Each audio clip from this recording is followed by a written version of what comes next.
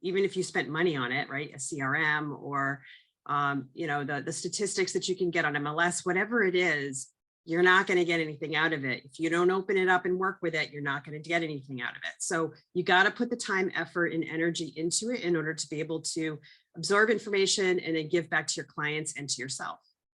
So the first thing that we want to go over is sort of that agreement between the local, state, and national level. And if you sort of think about it like a government structure, right?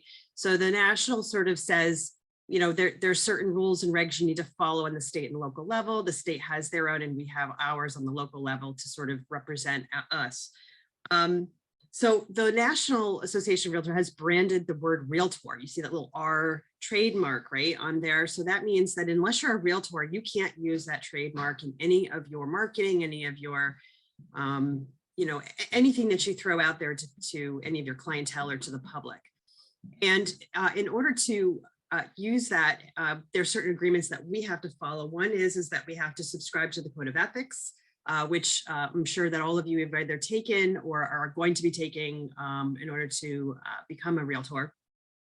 You have to take that class every couple of years in order to continue and to be a realtor. And you also have to uphold and enforce that within our own jurisdictions here on the state and local levels. So we're going to talk a little bit about what all that means. For starters, we do have a mission statement here at ECAR that does support what the realtor branding is, and that is to support its members in building and improving your practice, to promote ownership in real estate, and to protect private property rights, which is utmost the forefront of what we do. We are the largest trade organization in the country. That's pretty big. So we have a lot of couth, we have a lot of play and pull within our local, state, and national levels. And it's not to be taken lightly, because as you should know, you know, in this world, if you don't have a team of people that are working towards protecting something, somebody's going to come in and rip it apart. It's just the way things work. Our vision is to be recognized as the voice of our area and the association of choice for this New London, Wyndham kind of area. And we kind of work the entire eastern seaboard of Connecticut, pretty much to the Connecticut River. One of the things that we do for our membership so that you guys can go out there and you know, essentially work within that code of ethics, work with your clientele, because I don't know if you guys realize, but your PMP class, it taught you a lot of stuff, but you still probably don't feel like you can just go out there and start selling, you know, 50 homes a year. So one of the things to get you guys started, that you got to take the baby steps in order to get there. One of them is the Thrive New Agent Training. Before it was called Thrive, it was called Fire, and that's the training I took, but it's very similar. And I would very much suggest it. It says it's free to all members. Again, I'm going to say that word free is very loose here. Y'all are paying dues. And if you're paying dues, you're paying for this training. So I would absolutely suggest that you take advantage of it the next time it comes available. That is a really, really, really good key component of starting. And I know everybody has their own training, typically within your own brokerages, but it is really a good thing to get sort of a more generalized as well. Continuing education courses, tech training, educational seminars, all offered through our association. Here's a little breakdown of the Thrive program. There are 3 classes that highlight different aspects of being a realtor. We do not do them over a 3-day window. We do it once a week for 3 weeks because everybody needs to still make money and get out there and pound pavement. So it's sort of geared to help. We do live virtual environments, kind of like this with Zoom. I don't know if they're doing them in person yet. You can check in with Cheryl on that one. And then here's just a sort of a list of some of the other benefits that ECAR offers. So we do a lot of community events. One of the ones that I really like that I miss it every time, and for whatever reason, but the Habitat for Humanity builds are really cool to do. It's a really nice opportunity to understand a little bit about new construction, and also everybody always takes a nice picture of everybody at the end of the day wearing your blue realtor shirt, your yellow hat, safety hat, holding your hammer, and you can share that with your, your social media and so forth to say, this is what you're doing to give back to your community. It's a nice little event. We do offer a conference once a year. We are, I think, the only association in our state that does sort of a local conference like this. That's 2 days, that brings in national speakers on the local level. And I think it's one of the better conferences actually out there. There's all kinds of, once you get kind of more involved, you're going to see that there's all kinds of different leadership conferences on the regional level, New England level. There are several conferences that are geared towards, specific aspects of real estate, like commercial, which is the next bullet. But definitely resource, check it out. It's usually in September, and there is a committee actually that we have every year that puts it together. So if you're really into putting together and building this kind of thing, this is one way you can give back. We do have our own forms library, and you can see there's a various list of electronic programs where you can access those forms. Personally, I'm very proud of the forms that we have. I've been on the forms committee now for, 7, 8 years. I've been the chair for a couple of years. If you notice our forms, we try to be more simplistic with them, provide as much information, especially on the purchase and sales agreement on page 1. I have other agents from other areas that tell us that they love our forms, and that's one of the reasons that we are such a profitable association, actually, because we can sell them to the electronic programs. That's just great. StyleDod is a program that allows you to do virtual staging and taking a picture of a house where you want to see a sunset, or take out the cloudy background to make it a sunny one, that sort of thing. So there is a discount for that. It's a nice program to get involved with, to have. So if you go to our website, you'll be able to access the discount code for that. And then there's, I'm going to skip over some of this. We do Central Lock. We'll talk about that. So Supra and Central Lock are both electronic lockbox systems. Even though our Supra is not the lockbox of choice in our area, we do have a service center for it. So if you end up working a lot on the fringes of our area of Eastern Connecticut, you will notice that there are Supra boxes are used in those other areas. And unfortunately, you cannot access their boxes unless you have the app. And to get the app, you need to pay for it. And I think it's like 20-something bucks a month. So if you are planning on working in sort of more kind of all over the state, or again, closer to, say, central Connecticut towards Hartford, those sorts of areas, Supra is used. You can actually talk to Stephanie in our office, and she can get you hooked up with the app and get you started with the payment plan. It's an automatic thing that comes out. We do professional standards. We have a great staff, and we do a dues payment plan, especially when you're first starting out. I mean, the first 2 to 5 years of being a realtor are the toughest. You're going to question every day, why did I make this change? Why am I doing this? I'm not making any money yet. I've got to figure this out, but you will, and it will happen. You just have to stay the course.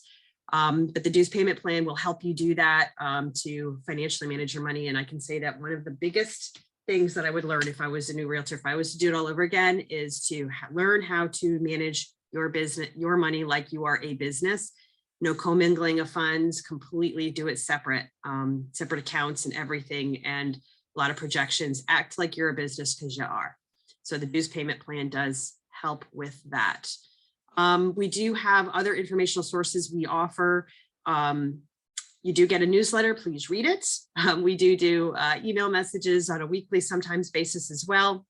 If there's anything going on that you really need to know about, and it doesn't happen often, I would say maybe 6, 7 times a year, they do send out text messages. So on the local level, if you guys pull out your cell phones and you text the word ECAR, E-C-A-R, the letters ECAR, to the number 69922, and then also the word or the letters CTR to the number 52886. On the state level, the reason they text you is typically because of some outrageous legislation that's happening on the state level, and they need as many realtors as possible to sign a petition to say, we don't want this piece of legislation to pass.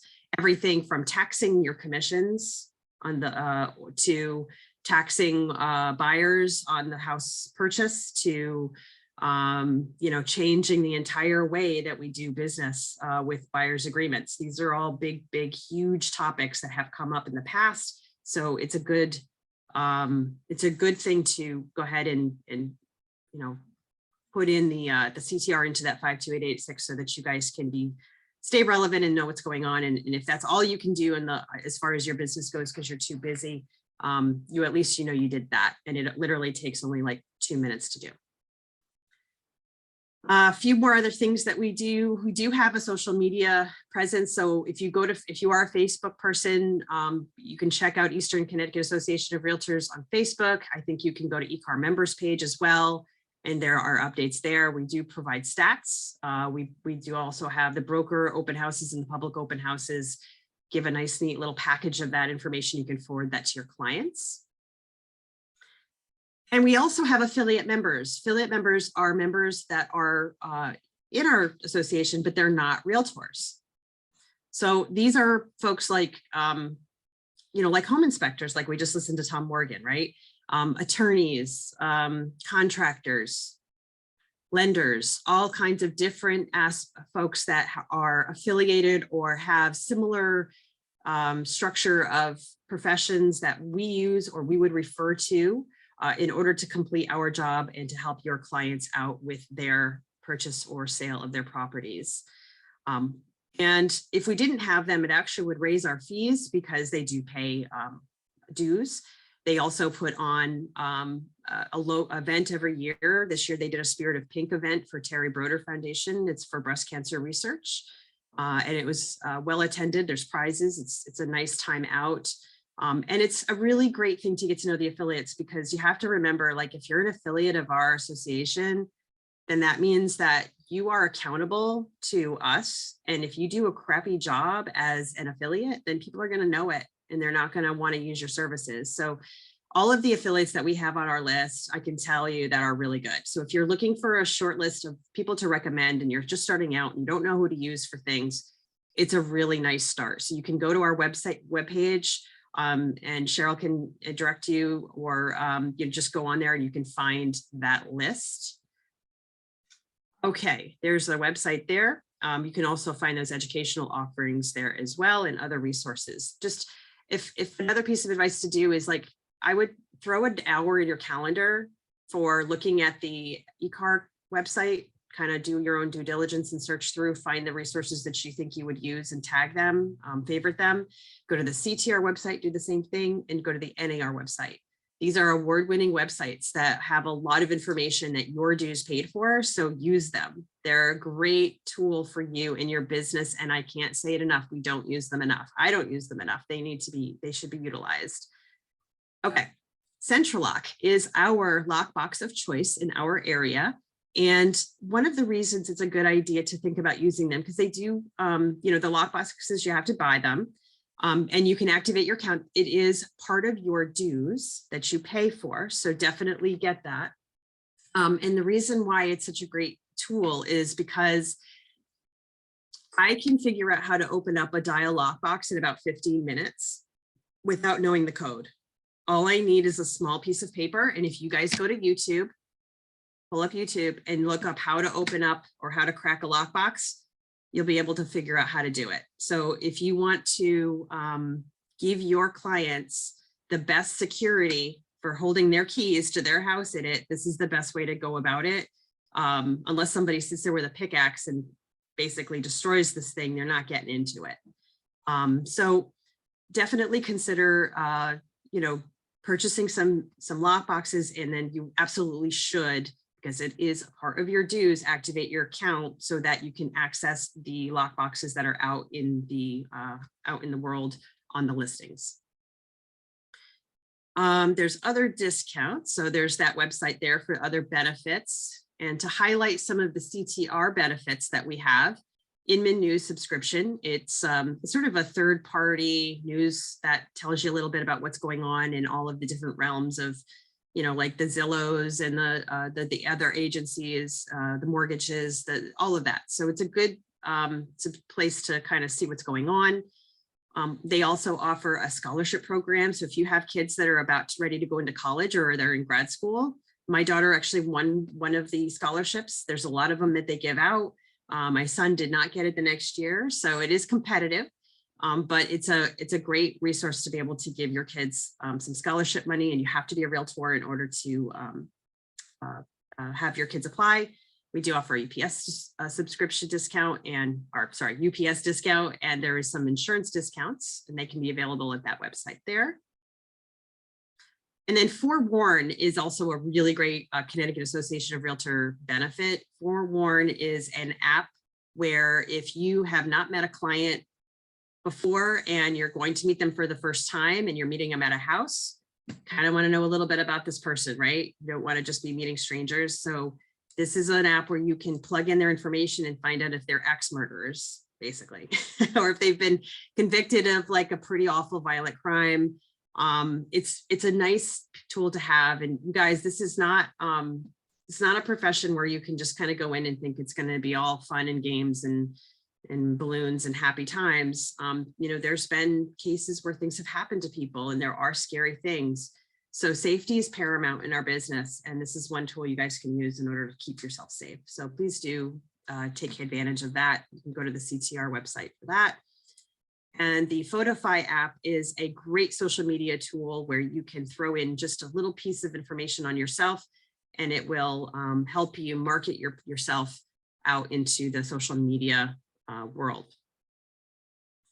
You can take a look at some of the National Association of Realtors benefits at their website. Again, take an hour and just go through there. It's really cool. There's a library, there's discounts on telemedicine, auto discounts. When I rented a car and did a couple of national parks in Utah this past summer, I used my NAR discount and got a discount for my rental, and it was better than any of the other ones I had available to me. So they're worth it to check out.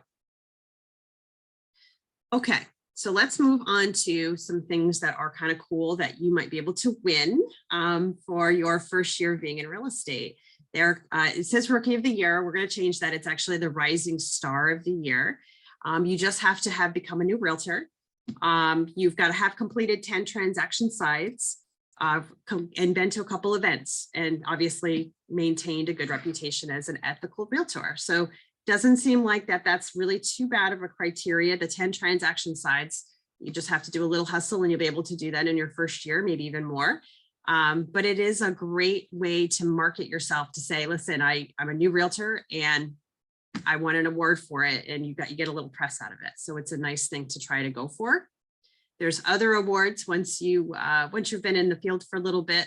Realtor of the Year is a great one to have on your resume. And then there are also production awards, the Circle of Excellence, the Masters Club Awards, and those are all honored at an awards banquet that we do every year.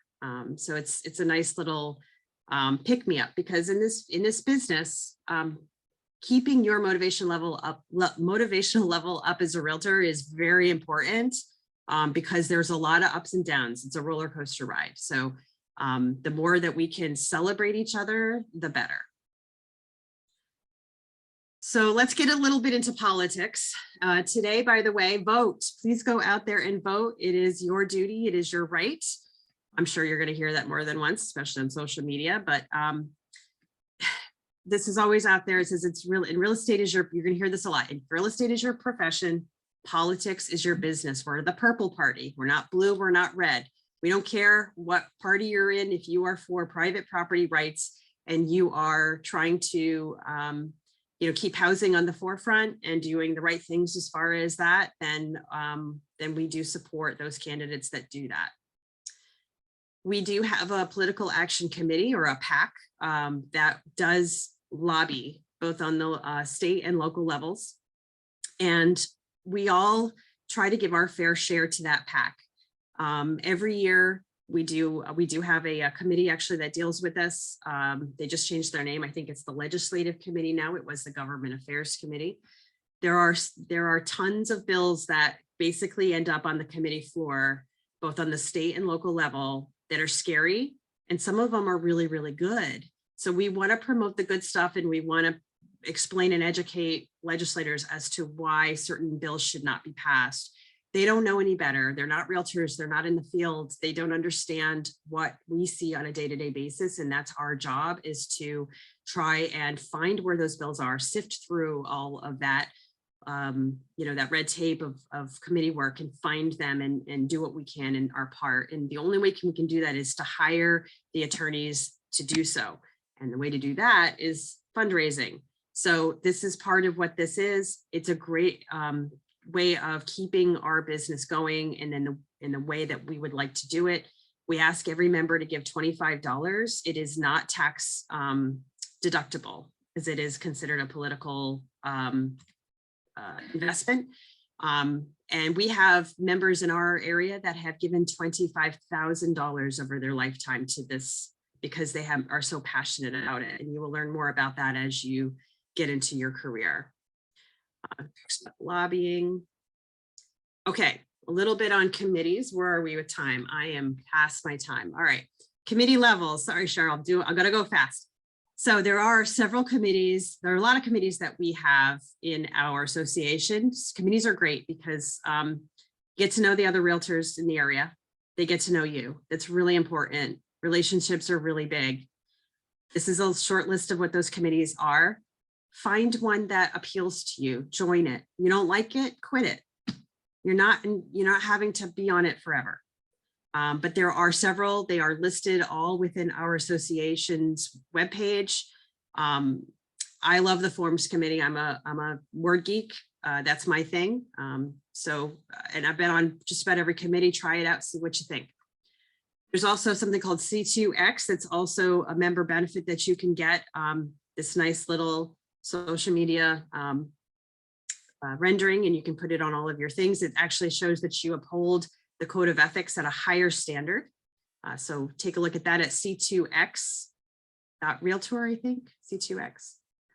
And then we do offer, these are some professional standards programs. If you see something, say something, if that's not looking ethical or correct, and we're going to be handling that on the state level pretty soon.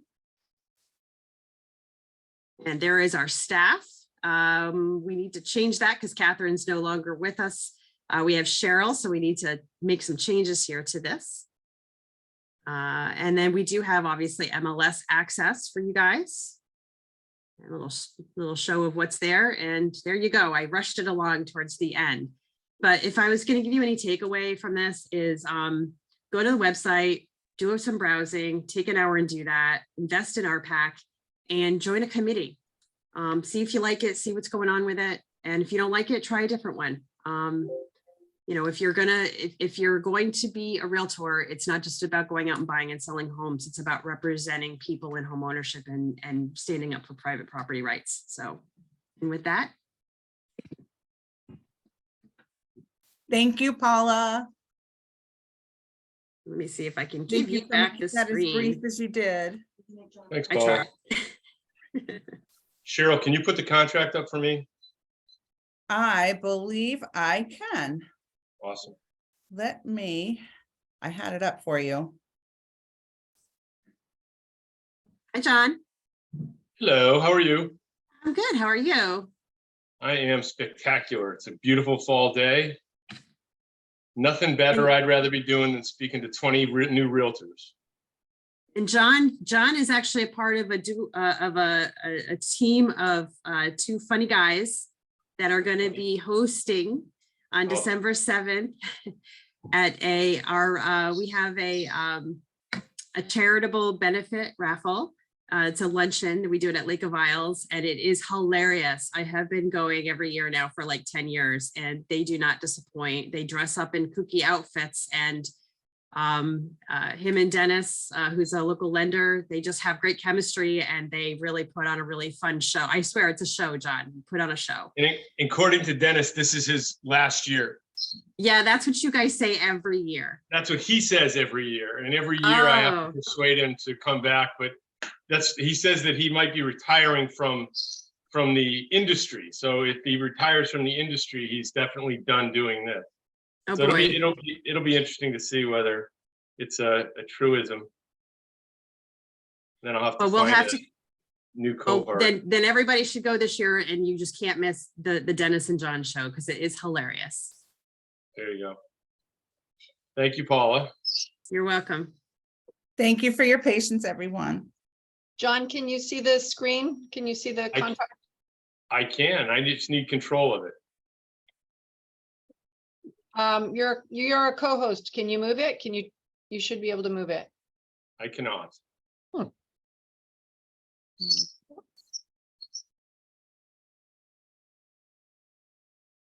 Well, I don't mind moving it for you. Okay. Yeah, I don't have control yet. So, all right, well, then we'll get started, and Susie will be the highest paid page turner in the history of the world. All right, my name is John Peck. I'm an attorney in New London. I also have offices in Norwich and Old Saybrook. I'm one of two attorneys who are co-counsel for ECAR.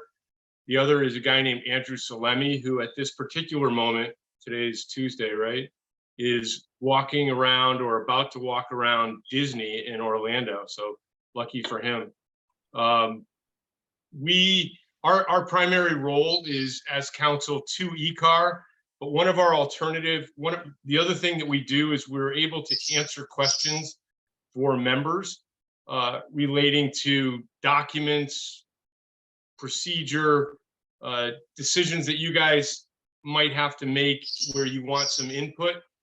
Having said that, it's important to understand that a real estate transaction, even though it's not adversarial, is considered in Connecticut an adversarial process where the buyer and the seller are both represented by an attorney.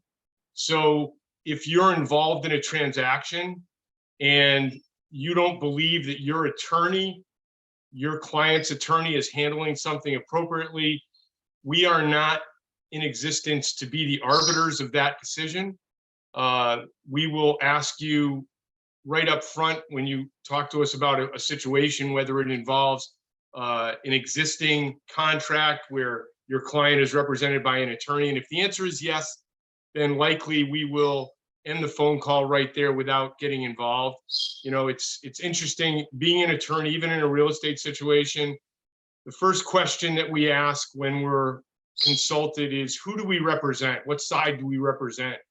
Because our answer may very well be different depending on who we represent. So I guess this is a good time to tell you that, you know, the advantage of being a realtor in Southeastern Connecticut is that you can establish relationships with people, all of whom want your business. In other words, the attorneys involved in the transaction want your business. The home inspectors, the lenders, they all want your business. So take advantage of that by building relationships with attorneys and mortgage officers and home inspectors, all of whom are great resources to you.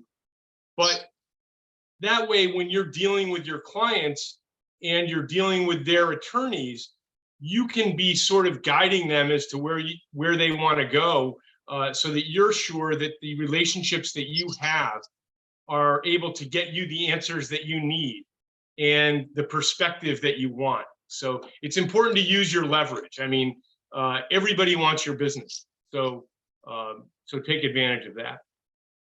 What we're going to do today is we're going to go over the contract. We have an hour. I have an appointment at 11 o'clock, so I can't go over. And we're going to go over each section of the contract, some faster than others. The contract is the basis for what you do in terms of establishing the relationship between the buyer and the seller. So ultimately, without the contract, you can't do your business. But that's the same with respect to all the documents that you need, whether it's the listing agreement, the buyer broker agreement. All of those agreements establish relationships, and they're all necessary. And what I would say to you with respect to these documents is that if you should get to know them in a very intimate way. And by that, I mean, you should have a very good idea of what that document says. Now, for some reason, my screen is all screwed up today and I can't see all of you at one time, but how how have most of you or many of you bought a house before? Raise your hand if you have. Yeah. Okay, so a few. So if you've sat through a closing or two or three, what you would learn is that every attorney has their own way of going through the document. But what you learn after listening to it for 2 or 3 or 4 times is that it's relatively similar. And the reason for that isn't because we can't think of a different way to explain a document. It's because we want to explain a document in a way that if something bad were to happen and we were to be involved in a lawsuit, we can remember a transaction that happened 3 or 4 years ago, because that's when you're going to be on trial for that particular situation. And when you're on trial, you're going to be asked questions. Now, am I going to be able to remember? I do about 1,000 transactions a year. Am I going to be able to remember each and every transaction with each and every borrower? And the answer is no. So how can I prove to a judge or a jury that this is what I said when I went over this particular aspect of the contract, or this particular aspect of the promissory note, or this particular aspect of the mortgage? And the answer is, this is what I do all the time. So it's really boring if you have to listen to it more than once or twice or 5 times, but there's a reason for it. And you guys should establish the same routine. You should learn the contract. You should learn the buyer broker agreement. You should learn the listing agreement in such a way that when you go through it with your client, you're explaining it the same way over and over and over again, like a script, like a movie script that you're an actor on. And I'm not trying to make you boring, and I'm not trying to make you by rote. I'm just trying to make it so that if something bad were to happen and you were to ever get involved in a lawsuit, you don't have to remember that particular transaction to be able to testify. You can testify based on your business, what you do in the normal course of your business each and every time you go over that document. So it's important to learn this document, understand it, and be able to explain it to your client in English in a way that they'll understand it, in a way that you'll be able to repeat it. Does that make sense to everybody? If it does, if anything that I say doesn't make sense, or if you have any questions, just speak up, because frick, I can't remember how to split my screen and see everybody. Maybe yeah. So, okay. So let's start at the top. The fact of the matter is that the beginning of this looks like it's fairly easy, right? Everybody knows who their buyer is, what their address is, who their seller is, and what their address is. And that is, for the most part, true. But you're a buyer and you're representing a buyer in a transaction. How do you know who the seller is? How do you have an idea of who the seller is in order to complete the contract? Where do you get that information? There are a couple of ways, right? One is to ask the listing agent, who's the seller, so that I can fill that in. That is certainly acceptable, I guess, in some ways, but how do you verify that they haven't transferred the property into a trust, or they don't own the property in the name of a limited liability company? And the way you do that is by checking the land records. I don't know, do most of you learn anything about the land records during your classes, your real estate classes? No, nobody ever did that, showed you that? Well, most every town is now online, and most towns are available. The indexes are available for free. So you can go start at the assessor's office, and go to the assessor's office, and the assessor's records are online, and search by property address, and you'll be able to see what's called a street card. It'll tell you who owns the property, at least the most recent record of the property at the assessor's office. And then you go to the land records, the index for that town, and you plug in that name, and you see, are there deeds into them? Are there deeds from them selling or transferring the property? And through those records, you can determine who owns the property.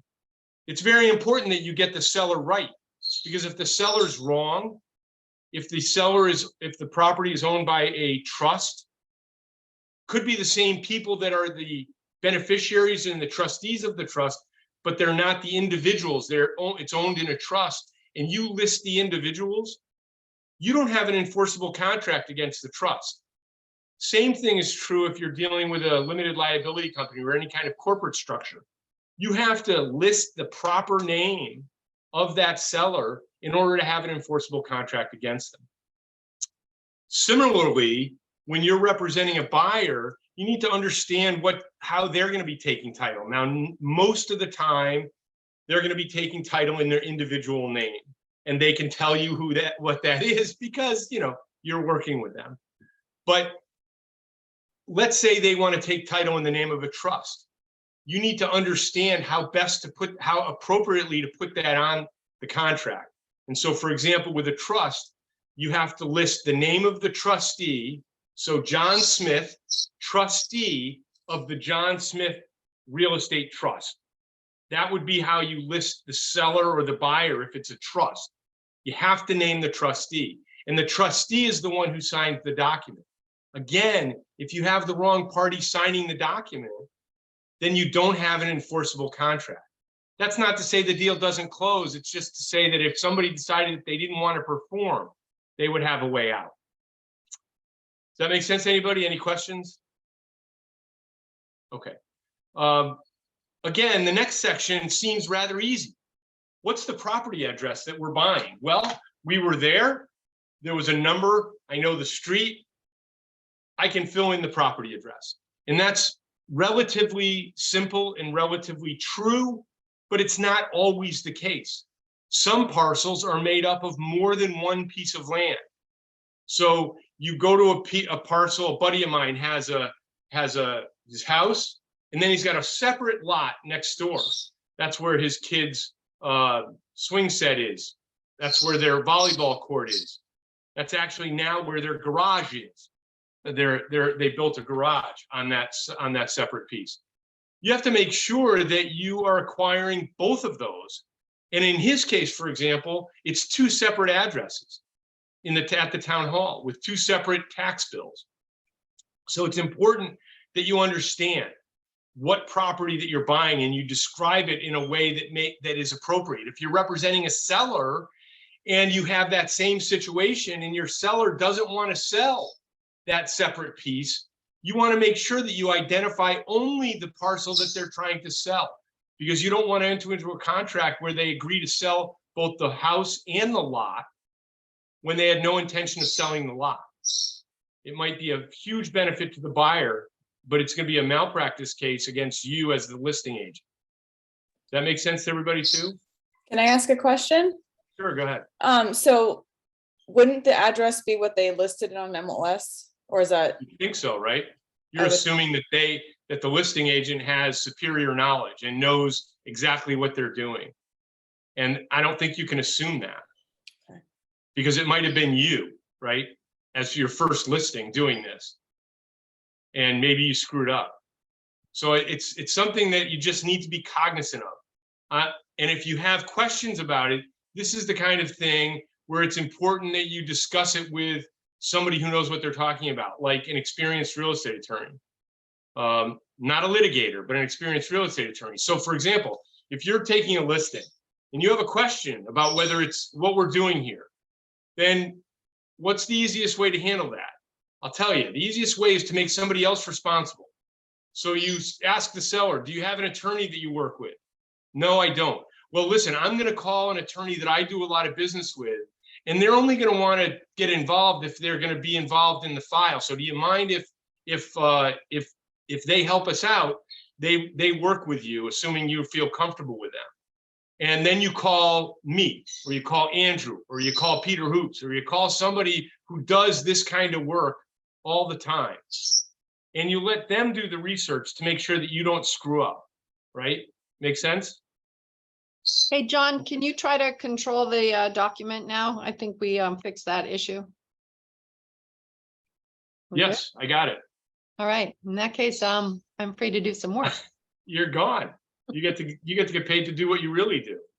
Thank you. Thank you. All right, cool. So the next section on there is volume and page. A lot of people don't use that. It's not necessary. It is the most specific and appropriate way to list the property that you're buying. But again, you don't want to do that if you're not sure of what you're listing, because the buyer, the person who listed this property could have taken title to 2 parcels of land in the same volume and page, right? Two separate parcels in the same deed. So if you put the volume and page in there and you're not sure of what you're putting, you could be listing 2 parcels when you only intend to list 1.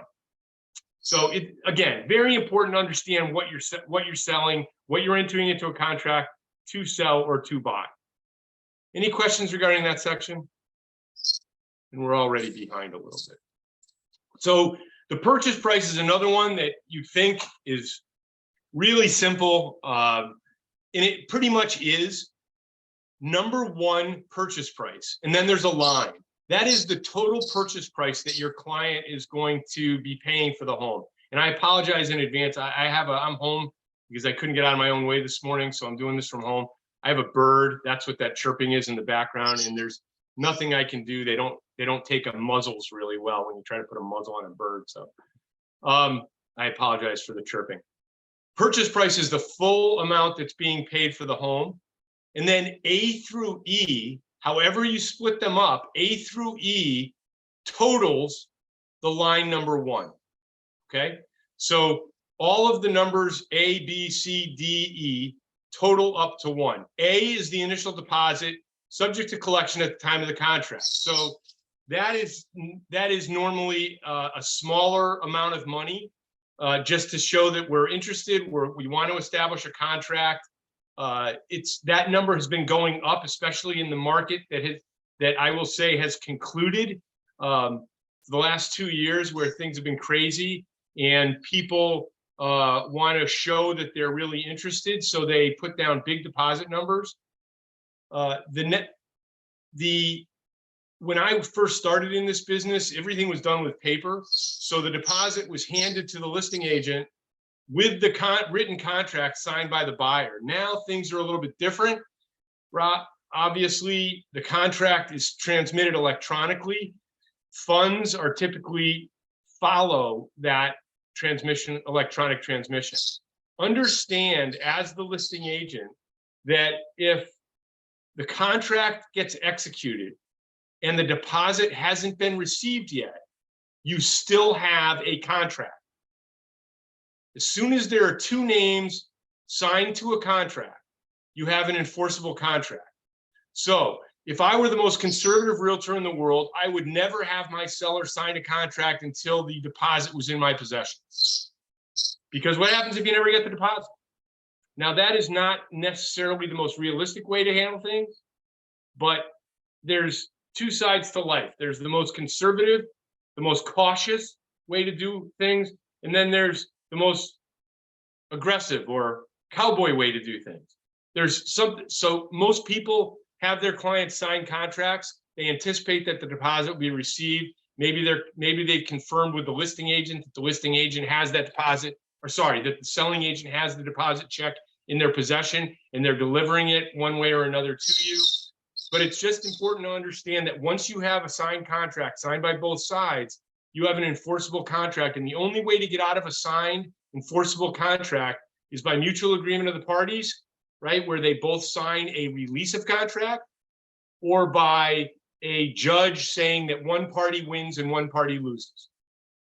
It's not as if you can make a unilateral decision that, oh, I never got the deposit, the contract was never enforceable, and we're going to sign the next contract with the next buyer.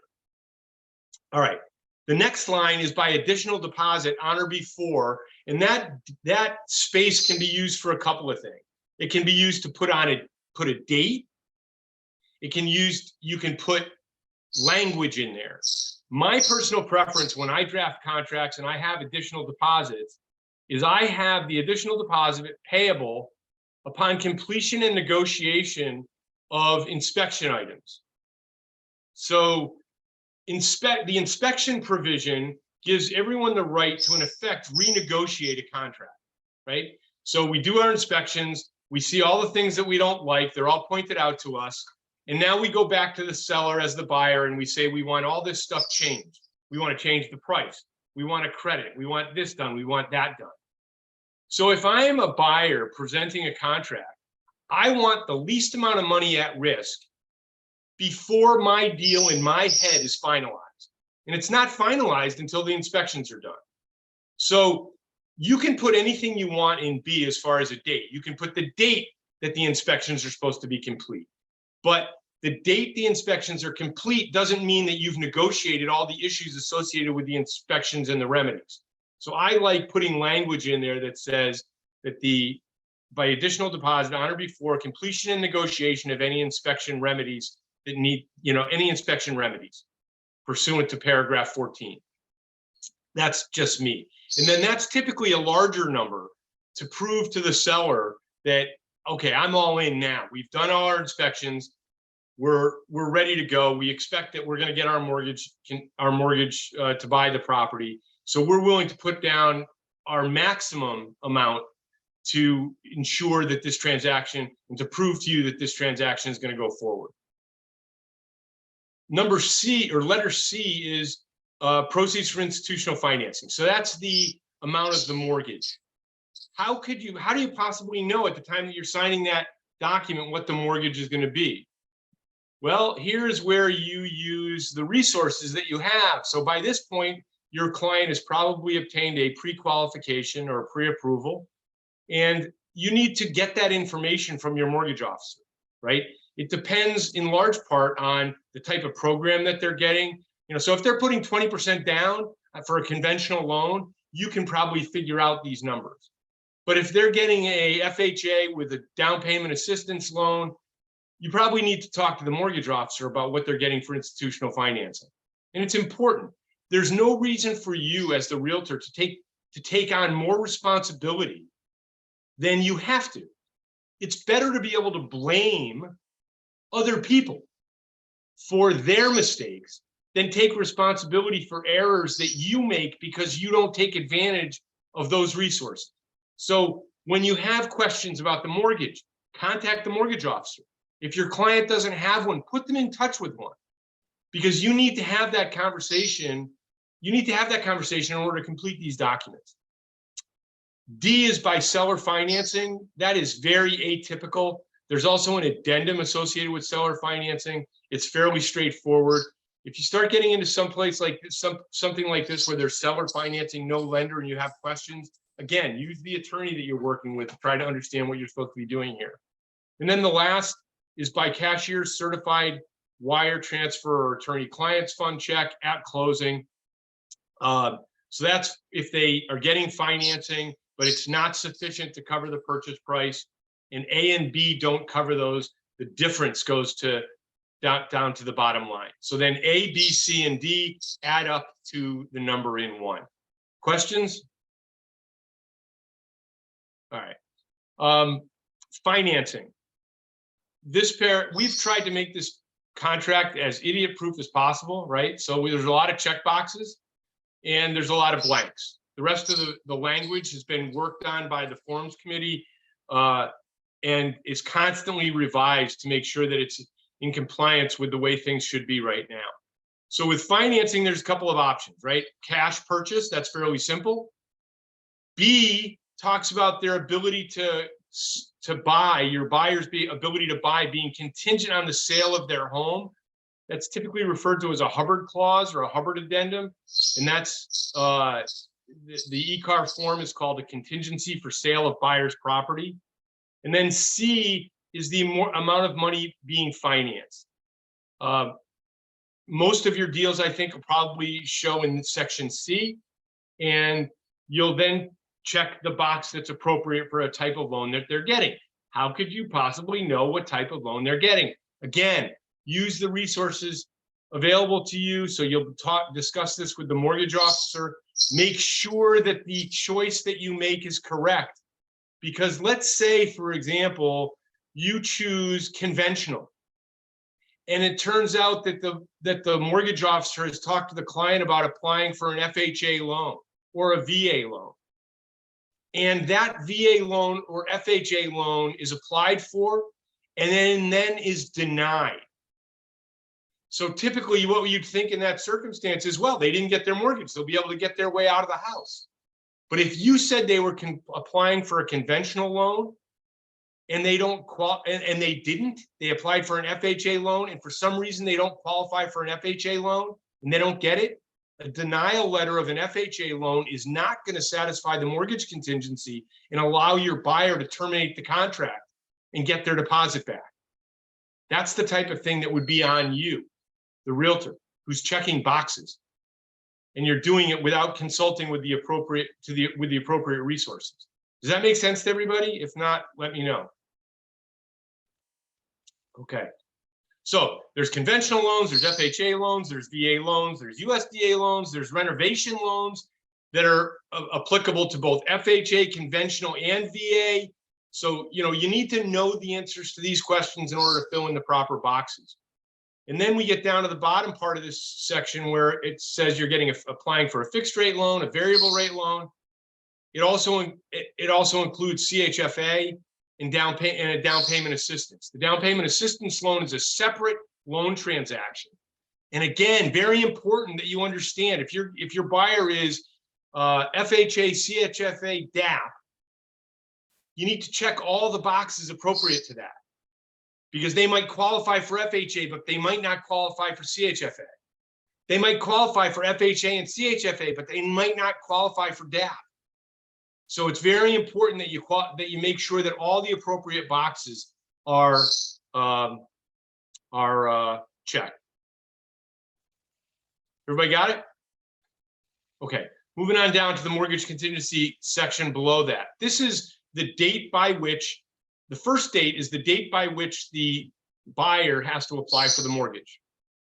The second, well, let me back up. So how would you know? Say I'll just put in 5 days. Well, what happens if the mortgage officer that they've chosen is on vacation? It isn't back till day 7. So again, it's very important that you communicate with all the people that are involved, make sure that the work can be done within that period of time, and fill that in appropriately. Now, this is probably a good time to talk about a term in the law called time is of the essence. Everybody heard that before? I imagine you have in your class. Time is of the essence. Yes, nod your heads for me, up and down. There you go. Yes, perfect. Okay, so time is of the essence is a legally significant term that changes contracts.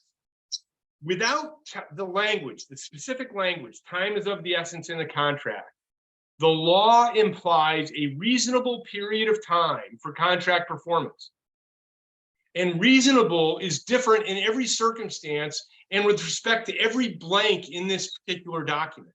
So while I'm telling you to fill in the appropriate date, because you should always go in thinking that you're doing it correctly, if I put in apply within 3 calendar days, and there's no time is of the essence in the contract, then if I apply on the 6th calendar day, I'm probably not in default. But you'd never want to be, you don't want to, if you don't have to, take advantage of that language. You don't want to, you want to be able to perform within exactly what the contract says. So it's very important to at least make every valid attempt to get the right dates in there. And that includes the date by which the mortgage application is going to be made. The second date is the mortgage commitment date. That's the date by which the mortgage officer, the mortgage company, provides a commitment to lend. Now, this is an okay time to explain the difference between a mortgage commitment and clear to close. They are very different things. So getting a mortgage commitment doesn't mean, okay, we're ready to go, we can close now. Most mortgage commitments are contingent. What that means is that there are contingencies in there that need to be satisfied by the buyer in order to allow the lender to actually close the deal. But this is as close to what we get in terms of the contract, in saying, okay, there's really nothing holding us back from getting to the closing table. And so that date is also something that you need to get from the mortgage officer, because no one was born with the knowledge knowing when a mortgage is going to be committed. So it's up to the mortgage officer to tell you. And then when they can't get it done in time, it's not you who are explaining stuff to your client, or at least making the excuse. You're saying, well, the mortgage officer told us that that's when we would have mortgage commitment by. As that date approaches, you need to be on it. and make sure that if you talk to the mortgage officer and the mortgage commitment is not going to be obtained by that date, that you send an extension to the other side to get the mortgage commitment extended. If it turns out that you can't get an extension signed by the other side, then you need to get the attorney who's handling the transaction involved. Does that make sense for everybody? If you provide proof by the mortgage commitment date that the buyer is unable to obtain a mortgage commitment by showing a rejection letter, the buyer is entitled to his deposit back. Once that date comes and goes within a reasonable period of time, then what happens then is the mortgage commitment contingency is waived. It's deemed satisfied, which means that the buyer no longer can rely on the mortgage commitment to terminate the contract. Everybody makes sense? Does that make sense to everybody as well? Speak up now or forever hold your peace. All right. Let's talk about paragraph number 3, which is the mortgage contingency. I'm sorry, the appraisal contingency. How come I can't move it now? All right, I don't have control anymore. Susie, you there? Yeah, I can't.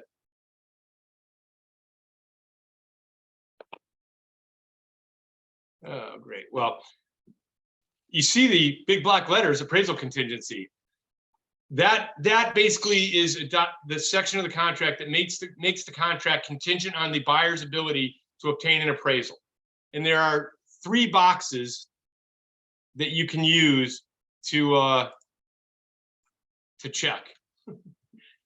Technical errors here. The first box, and you might have this available to you. I think it was sent to you as part of a PDF, but the first box is that there's no appraisal contingency. The second box is that you're dealing with an FHA, VA, or other loan that requires that the house appraise at or above contract price. And in that case, the VA or the FHA appraisal is required, the contingency is required, and you've already signed a form. Thank you very much, whoever did that. Those are the 2 B and C. I didn't realize they were separated. Try again, then- John. I think you should be able to use it. Yep, I got it again. Okay. Thank you. Yep. Then if you're not doing A, B, and C, you're going to do D, which is that you want to have an appraisal contingency. If the appraisal is going to be done in conjunction with the mortgage, then you need to talk to the mortgage officer to fill in that appraisal report receipt date. Because the fact that you have a commitment, you'd think I probably have an appraisal by then, but that's not true. That is oftentimes one of the contingencies in the commitment, that it's subject to the house appraising at or above contract sales price.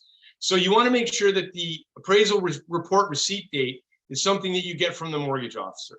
And then you have to, if you get the appraisal before the receipt date, you have 5 days to notify the other side that you're going to use this paragraph to either terminate the contract or renegotiate. So the latest is 5 days after the appraisal report receipt date. But if you receive the report 7 days before the appraisal report receipt date, you only have 5 days from that date in order to negotiate your exit from the contract or negotiate the purchase price. Does that make sense to everybody? Okay, I have a question. sure, go ahead. As a investor and you're getting a mortgage contingent upon an ARV value, how would that appraisal factor in? Would that just be? Does that make sense? No, I don't understand. Say investor's buying the home and his mortgage is contingent upon an after repair value appraisal. What's the difference? I was asking if is there a difference between, because you said. Well, I mean, that's the appraisal that you're going to have done. Gotcha. So it doesn't So- reflect. So I would, I see your point. Yeah, that's interesting. I've never, Well, I guess that's in effect what a hard money lender is going to be looking at is what's the value when I finish doing all my improvements. Exactly. Yeah, I would change. I would put an asterisk where it says appraisal report, and I would add that language, just the ARV language there to make sure, because obviously the seller only cares about the fact that they're selling a property for a number. Exactly. And I don't care what it's going to be worth later. They may or may not. I've never seen it in a contract, by the way, ever seen it in a contract. Yet it's done all the time because guys are getting hard money loans all the time, and clearly the lender is looking for a value after repair. So yeah, I would put it in there. Whether it's going to clear your deal or not, I don't know. You know, you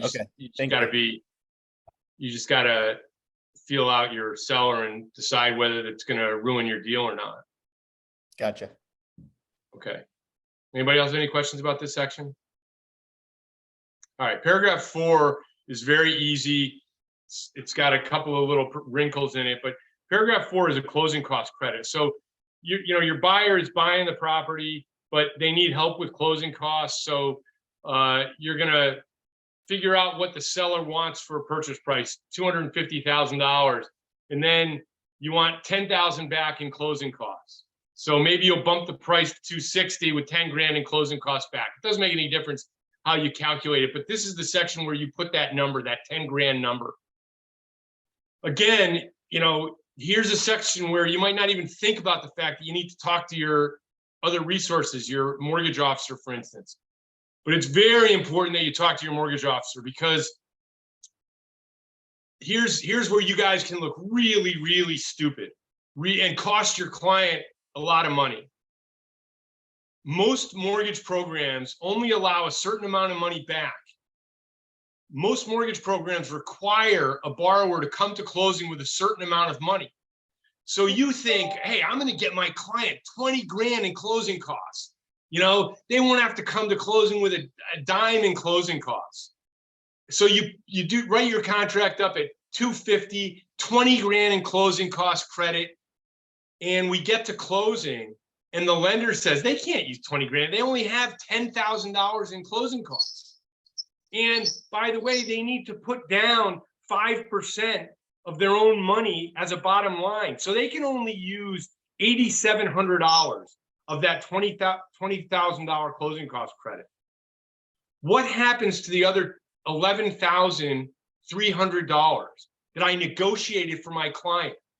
How are they going to get that $11,300? And the answer is they're not. That money, in effect, stays with the seller. It becomes a seller money. So if the way you calculated your closing cost credit was you had a purchase price in your head of $250,000, you want $20,000 in closing cost credit, so you bump the price up to $270,000 with $20,000 in closing cost credit, and then you can only get your client at the closing, they can only get $8,000 in closing costs. You just screwed your client out of $12,000 bucks. So I get calls from realtors all the time. Well, you know, can the seller write? Can the seller just write the buyer a check for $12,000? No. Is there any way to do it? Not with violating a federal offense called mortgage fraud. And don't worry, that's only punishable by $1 million fine or 30 years in prison or both. And that is a punishment against all the people involved in the fraud. So when you suggest that your client get the $12,000 in the parking lot, you're soliciting mortgage fraud, and you can go to jail. I mean, it sounds stupid. What are the chances of that happening? Probably none. But it's a federal offense. So again, my point here isn't that you're going to go to jail for what you do. My point is that you don't know in this transaction what the appropriate number is for closing costs. So you ask your lender. And then when we get to the closing table and the closing cost credit was $10,000 and the lender says they can only get $8,700 in closing costs, whose fault is it? It's not yours. It's the lender's. They gave you the number, right? And if we're within a couple $100, the closing attorney will cover. Oh, what a great job. What a great estimate. They were only $200. We only left $223 on the table. That's perfect. But you don't want to be in a situation where you're leaving thousands of dollars on the table. And you certainly don't want to be the ones who are responsible for doing that. Does that make sense to everybody? Awesome. Okay, adjustments, paragraph number 6. Your clients, this is very important that you're clear with your client about what this section says. This is money that they're going to have to pay at the closing table that they don't know what that number is when they're signing the contract, because they're going to have to adjust to the seller for taxes that the seller has paid in advance. If water bills have been paid in advance or sewer bills have been paid in advance, if condominium fees have been paid in advance, or those are all things that buyers pay out. Now, there are some things that sellers pay. So if this is a multifamily home and we're closing on the 15th of the month, the landlord has collected rents for that month. They give a credit to the buyer for the rent for the day of closing through the end of the month. The fuel adjustment is important, especially with fuel costs the way they are now. So the way the fuel adjustment works is the seller is entitled to reimbursement for the fuel that's in the tank at the rate that they last paid. That's what the rule is in New London County, because that's what the closing customs in New London County say. That's also what the custom is in Windham County. So if there's a full tank of oil, a 275-gallon tank, we adjust on 260, and there's a full tank there, and it was filled at $5 a gallon for oil or $6 a gallon for oil. You're talking about could be $1,500 in additional cost that the buyer is going to have to pay the seller at the closing table. I oftentimes get questions, well, I don't want to buy their oil. They tell them to pump it out. I don't want their oil. It is not a choice. It is not a choice. This section requires them to do so. And if you don't educate them about that, then they're going to have no way of knowing. I guarantee you that they're going to say, what the heck? Nobody told me this. And when they say nobody, they mean you didn't tell them this. All right, questions? All right. Paragraph number 7 is the most important section in the contract. It's who's going to get paid the commission. So you need to make sure that you fill in your brokerage for that.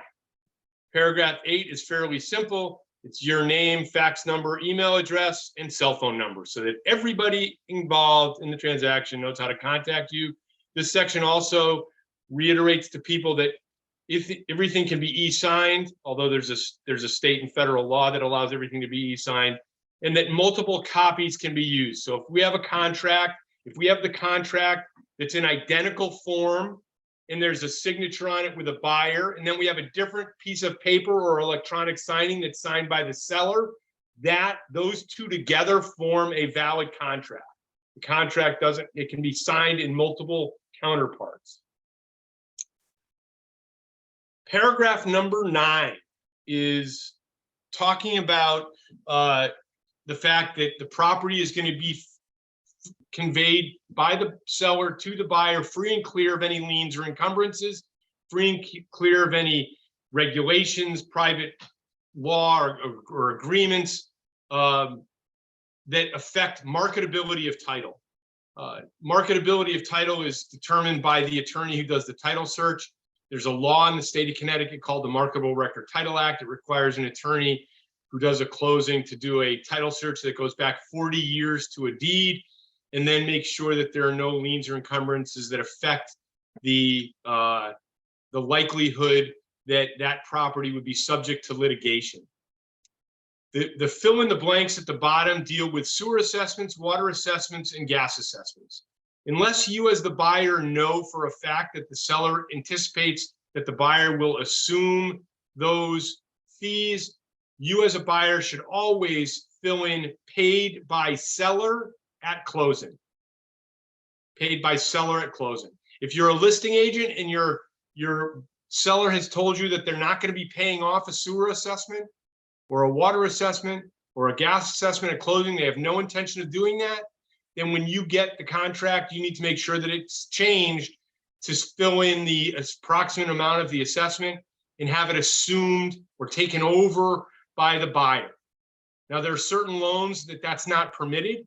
Government loans, FHA, VA, are not, you can't, or USDA, you can't do assumption of any of those things. They have to be paid off at the closing. So it could be a make or break deal if a seller and a buyer can't come to terms on that issue. Questions? Fixtures and personal property. This section has recently been changed. And so we're going to explain how the changes affect you guys.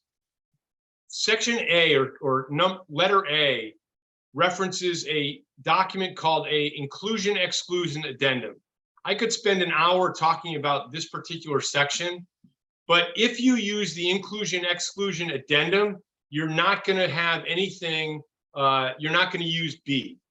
The inclusion exclusion addendum lists just about anything that you could possibly imagine that's personal property, as well as many things that are fixtures considered attached to the property that are either going to convey or not convey. That form, if you're going to use it, needs to be completely filled out. So there's a line that says, I think it says not applicable, included, excluded. And you check a box for each item, you know, whether it's chandelier, blinds, curtain rods, I mean, anything you can possibly imagine associated with the house. So you need to fill that form out completely. If you're going to use the inclusion exclusion form, if you're a listing agent and you want your deal to include the inclusion form, if there are items that are considered fixtures, things that are attached to the property, like a chandelier, for example, like a wood stove, for example, I would always recommend that you remove those items prior to listing the property, rather than exclude a chandelier and then the buyer doesn't know what they are going to get. Are they going to get just wires hanging from the ceiling? Are they going to get a replacement chandelier that's not even close to their taste? So, you know, I always feel like if there are fixtures that are going to be removed, they should be removed prior to listing the property. That way, there's no question what happens when the buyer shows up at the closing table and they say, we just did our walkthrough and the chandelier's gone and the wires are hanging from the wall. They're not from the ceiling. They're not even, there's not even an electrical screw on them. You know, that sort of uncomfortable situation that requires negotiation at a time where negotiation is uncomfortable and could lead to the deal not closing in a timely way. So if you decide to use the inclusion exclusion form, it's important that you complete it fully. If you don't use the inclusion exclusion form, then you'll check B, and B will include all things that are fixtures. It automatically includes all fixtures, anything that's physically attached to the property. So a refrigerator, not physically attached. You unplug it, you take it out, right? A dishwasher is hardwired, so it is physically attached. Same with the chandelier that we talked about in the previous example. So there's a list of things that are included, but it's included but not limited to. So anything that the law would consider a fixture is attached unless it is excluded here, right? So here you are saying these fixtures are specifically excluded and they're going to be removed, okay? Make sense? The next section, personal property, you're including personal property that by law would otherwise not convey. So when I convey my house, I do not convey everything in it.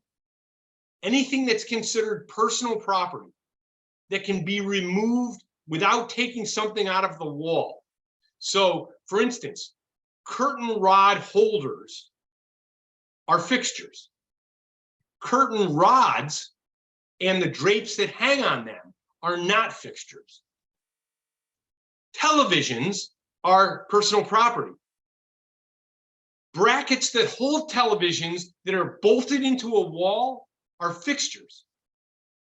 So again, you need to understand what your seller intends to leave, what your seller intends to take, and the buyer, as buyer's agent, you need to understand what your buyer wants to get when they get the property, and make sure all of that is clearly delineated in the contract.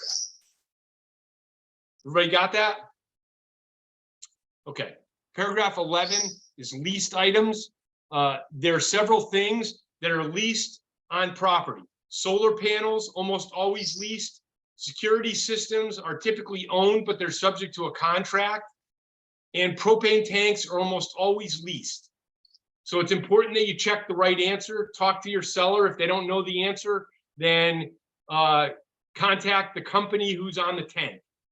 If there's a company on the tank, it's a leased tank, almost always.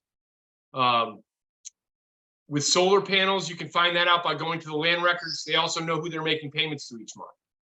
But you should definitely list those things. Questions? Paragraph 12 talks about seller disclosures.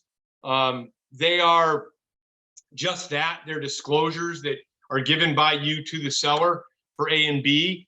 The buyers, A and B. C talks about the smoke detector affidavit. Connecticut has a smoke detector affidavit. The contract needs to be amended. If Paul is still there, and Susie, you can take a listen as well. That public act doesn't apply anymore. The public act has changed effective October 1 of 2022. It's a new public act, so we need to change the contract to reflect that. Which paragraph, John? Paragraph 12C. 13, it says Public Act 13-272. I'll get you the correct public act so that it can be corrected. Okay, please do. Thank you. But the significant change here is that up until October 1 of 2022, we would almost always have our clients, assuming they were working carbon monoxide and smoke detectors, we would have them sign the smoke detector affidavit and not give the $250 credit. But since October 1, the October 1 change, the default now is to give the $250 credit, because the new law requires all sellers to certify, to sign an affidavit affirming that their home is in compliance with the Connecticut Building Code, the Connecticut Fire Code, and the Connecticut Fire Safety Code. Now, I don't know, I've been doing this for over 35 years, and I don't know if my house is in compliance with those three acts. I'm pretty sure that it is, but I don't know. I would give the $250 credit because I don't know, and I'm not going to sign an affidavit that could get me in a boatload of trouble if something bad happens shortly after closing and someone dies as a result of a smoke detector not going off or a carbon monoxide detector not working properly. So now the default for almost all real estate attorneys that I know is to give the $250 credit. All right, moving on. Examination of the premises. Obviously, in signing the contract, the buyer has examined the premises and takes the property in the condition that it is in at the time of the contract. And the seller's warranty is that they will convey the property in the present condition that it's in, subject to normal wear and tear over the next month and a half or 2 months prior to closing. Paragraph 14 is where we're going to spend the next 10 minutes.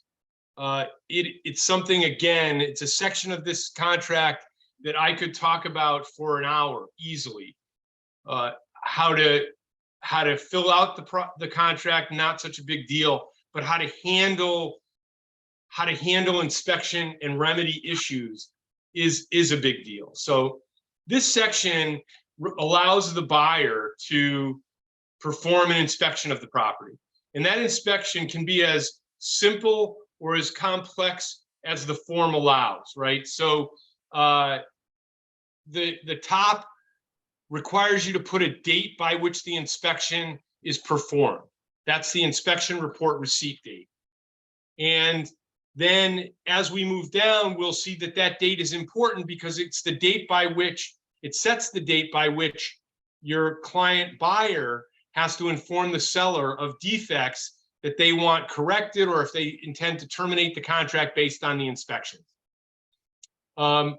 The inspections shall be performed by a professional engineer, licensed home inspector, qualified inspection, or recognized testing service. That's important when a buyer says, yeah, I want to do inspections. I'm going to have it done by my dad, who's a contractor. Because it might seem totally reasonable to do that, but it doesn't satisfy the express provisions of the contract.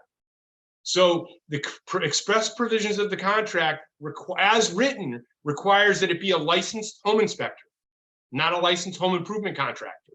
They're different. They're different licenses. So just keep that in mind.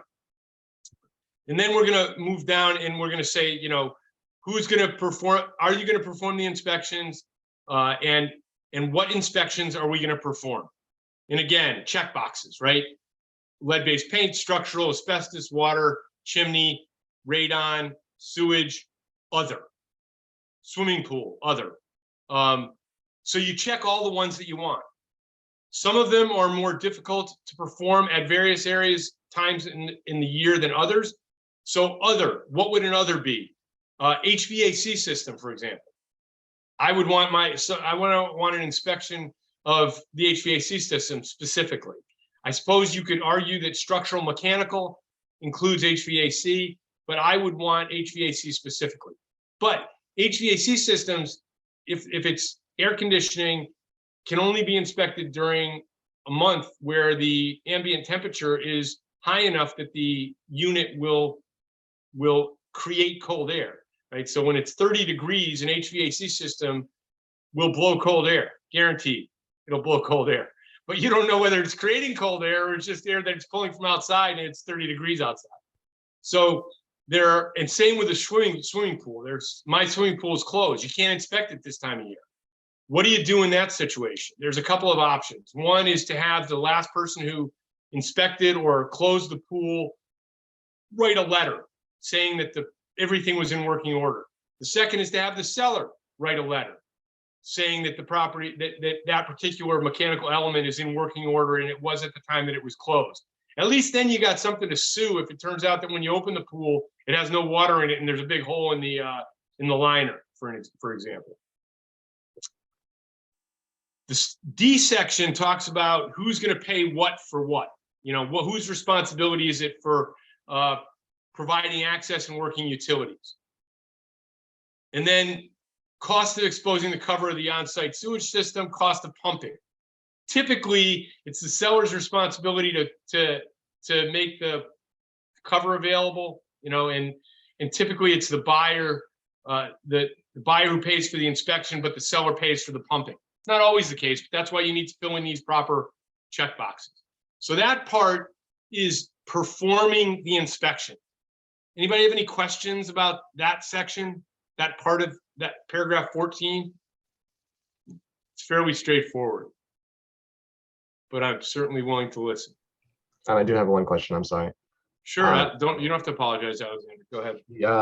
So when there's an inspection to be done that's out of season, you said there was there's one option, which is the inspection could be done in season, and then the seller can retain a letter from the professional. Well, no, I didn't say that, but that's a good point too. Is if you know as a seller that you're going to be listing your property and you have items that are not, so you're listing your property in September. Maybe the buyer doesn't show up until December. You've closed your pool, your HVAC doesn't work. Not a bad idea. Have your HVAC serviced, get a letter from the HVAC company that you can show to buyers, right? Now, as a buyer, there's nothing that that might give you peace of mind.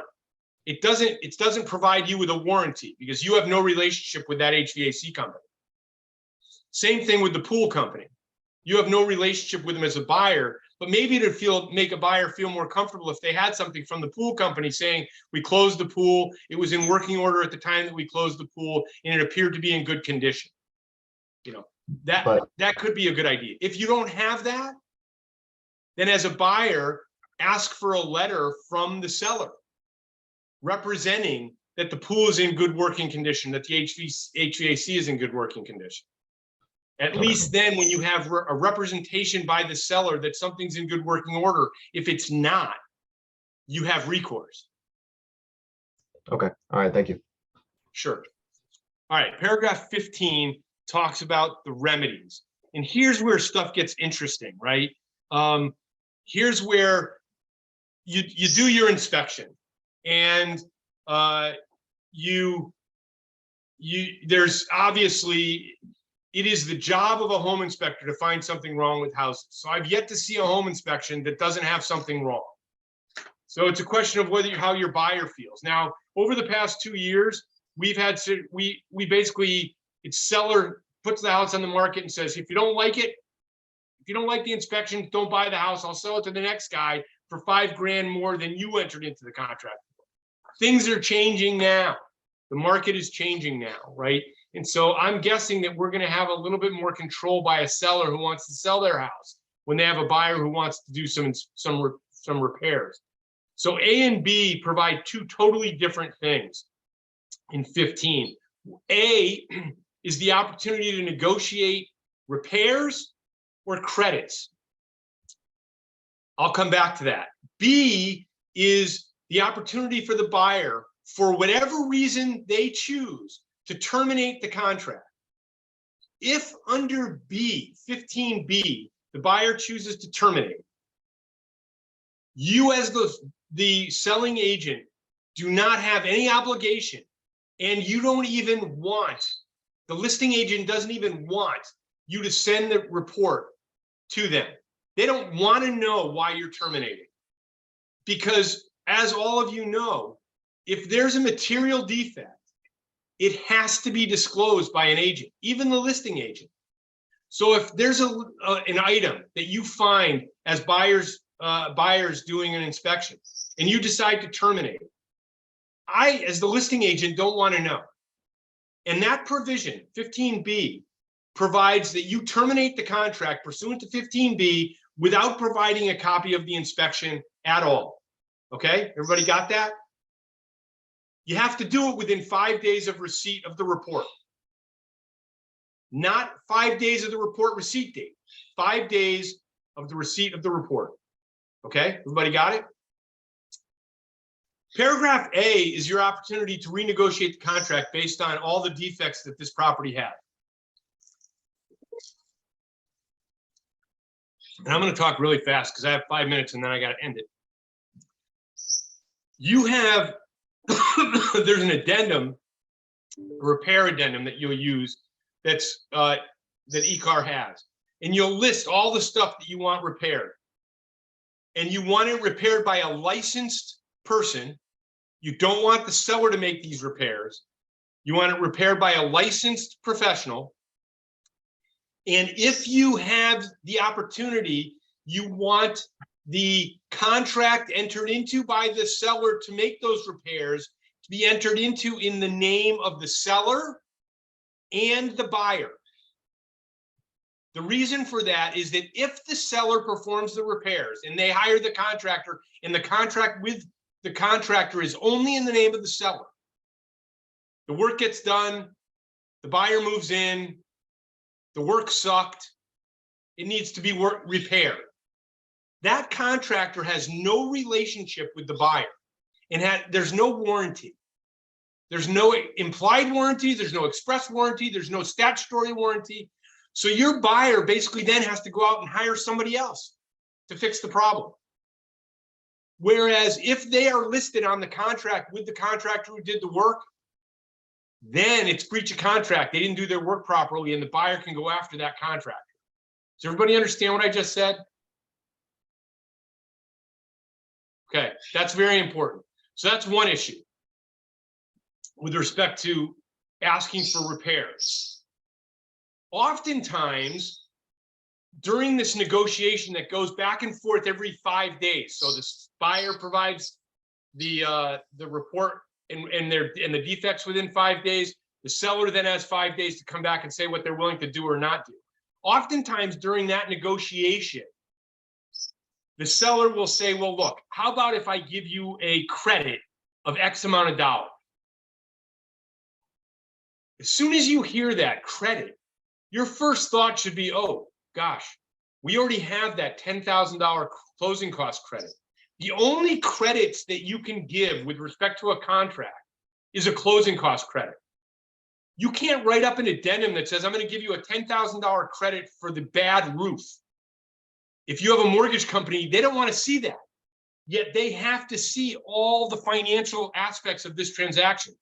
So the first thing you'll do when the seller suggests that we do a credit is you'll talk to the mortgage officer again. And you'll ask them, do we have any more money available to do credits? You won't tell them why. You'll just ask them, do you have anything to, because they don't want to know that their collateral sucks. They don't want to know that their roof is bad or the HVAC system needs replacing. So you'll ask them, do we have any more room for credits? And most loan officers know why you're asking that question at that point in the deal, right? If the answer is no, then the only option is to make the repair. The only option is to make the repair or to find out whether the lender will allow for an escrow to do something post-closing. And that has to be approved by the lender prior to closing. So for example, if you're talking about a septic system, we will have to, in that circumstance, let the lender know that there's an issue with the septic system.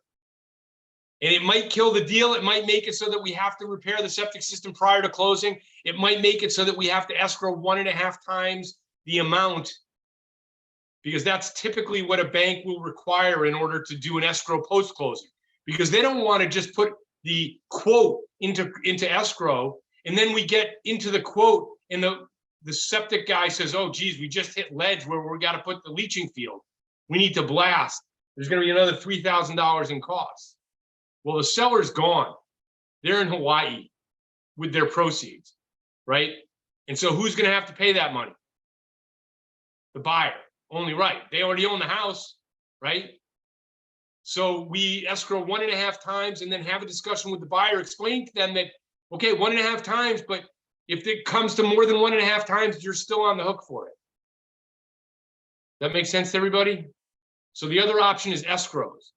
Either the work gets done prior to closing, we do it through a credit, or the work gets done post-closing, which means that the lender is involved. And we're gonna have to escrow at least 1.5 times the amount necessary to do the work. We will always need a written estimate to do this.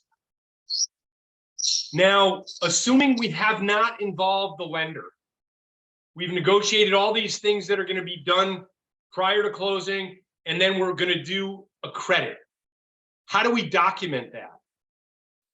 Well, on the repair inspection addendum, we list all the repairs. Okay? And then on the general addendum, on a separate addendum, we put the closing cost credit. Why do we do that? We do that because the lender doesn't want to see all the defects in the house.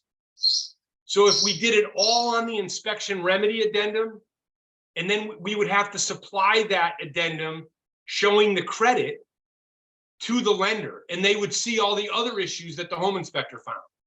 And we don't want to do that. So we put it on 2 separate addendums. One, the inspection remedy addendum, all the work that needs to be done prior to closing. And then another addendum showing the credit that we've negotiated for items that we're not going to even discuss anymore. Okay? Does that make sense to everybody? If you have issues with respect to inspections, make sure, especially when you're new at this, that you involve your closing attorney. And if the closing attorney isn't interested in talking to you about it, then find a new closing attorney. Okay? All right, let's go. I got to keep going really fast.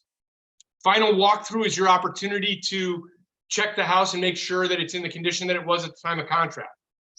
If work is being done prior to if work is being done in accordance with paragraph 15, I suggest very strongly that you have a provision in your remedy that you are able to inspect repairs a week before closing, not as part of your final walkthrough.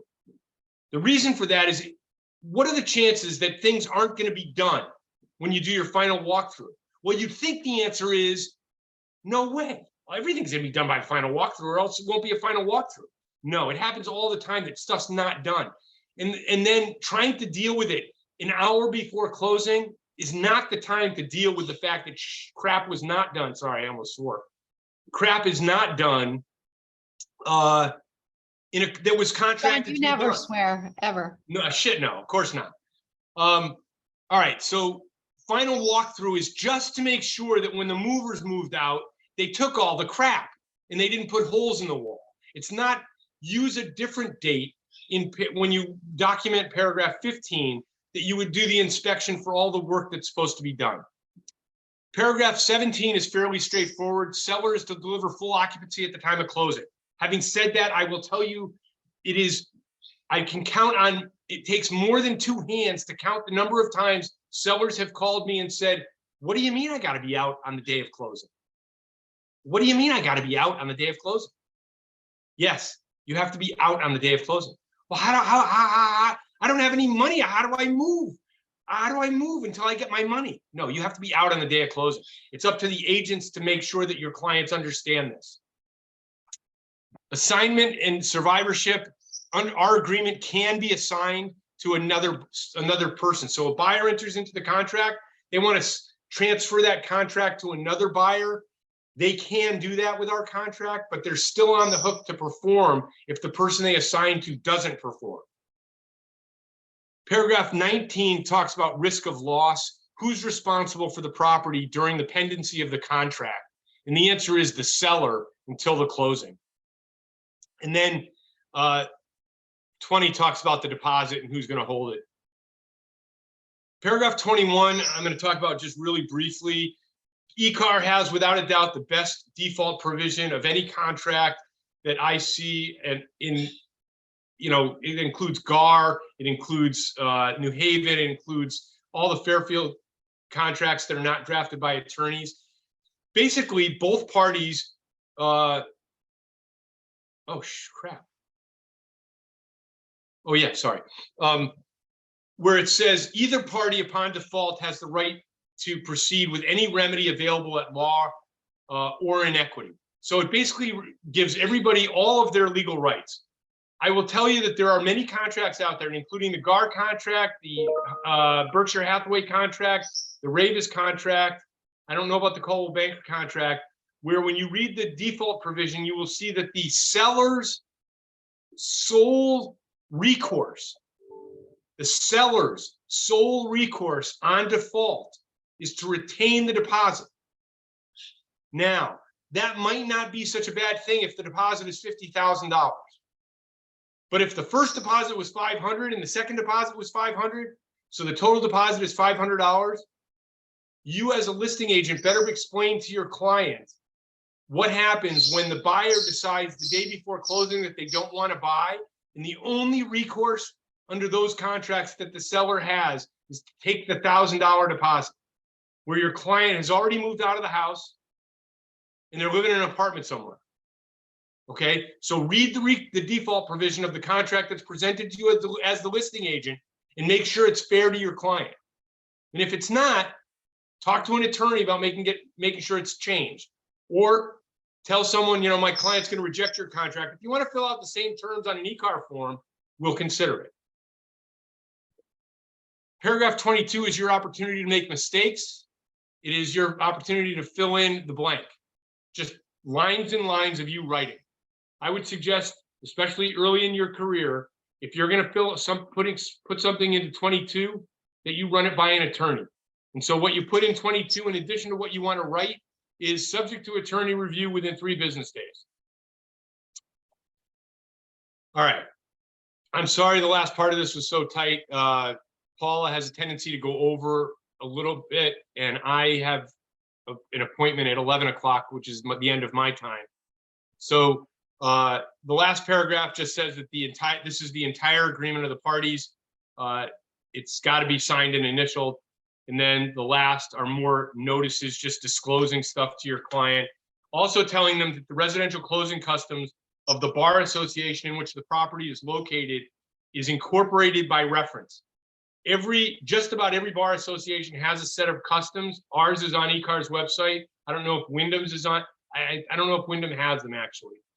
But you should read them. Read the New London County Bar Customs. A lot of it doesn't apply to you, but some of it does.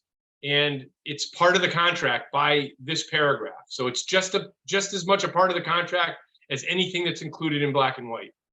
I'm really sorry we don't have time to go have more questions or answers. Let me see, can I go into the chat? And I'm gonna go into the chat and put my email address and my contact information.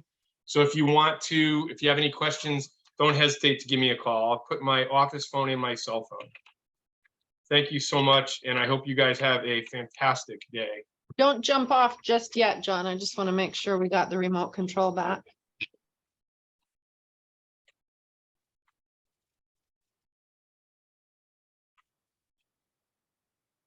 Okay, I think we're good. Cheryl, are you there? Yes, I'm here. Do we have, is Valerie on yet? No, I don't have her. We Okay. have, Okay. we have a break built in right now. Yeah, it's a great break. Okay. Okay, guys, take care. Thank you so John, much thank for you listening so to me much. for an Really hour. appreciate you and everything that you do, and we'll see you at the community benefit raffle, if Yes, not you will. sooner. Bye, guys. Thank you, John.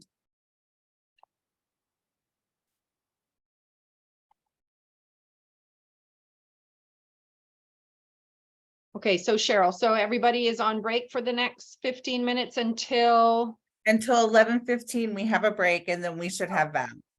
so, okay, so that's a 6-minute break. But Yeah, take about 10 minutes, and we'll see you back. Thanks, guys.